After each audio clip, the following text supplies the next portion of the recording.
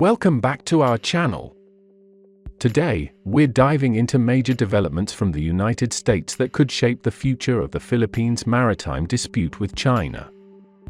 President-elect Donald Trump has appointed three key China hawks to top positions: Pete Hegseth as Secretary of Defense, Senator Marco Rubio as Secretary of State, and Florida Representative Mike Waltz as National Security Advisor.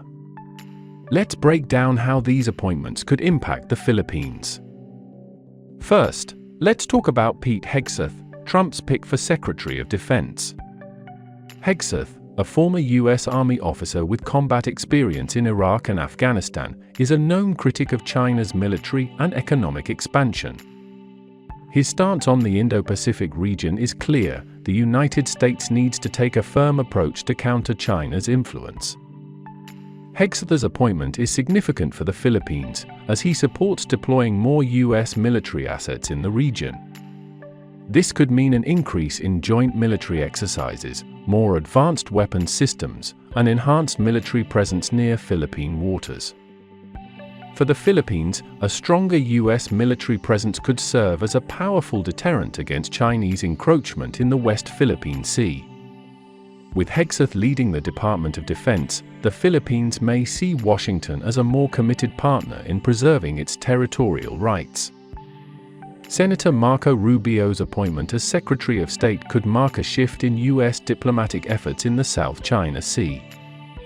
Known for his hardline views on China, Rubio has been a vocal advocate for Philippine sovereignty.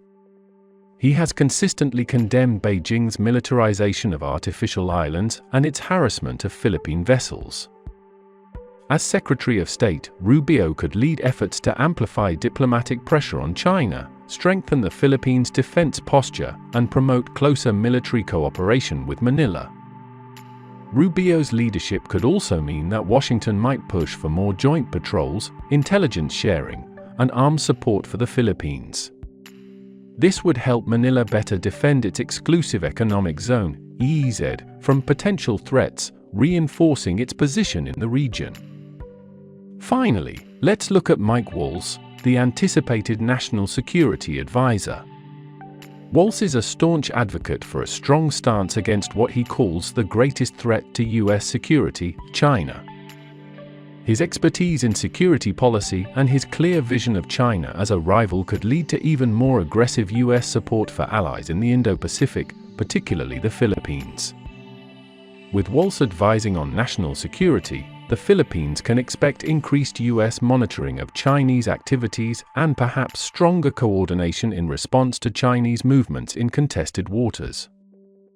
Waltz's strategic approach would likely advocate for collaborative operations with Philippine forces, enhancing surveillance and security across the region.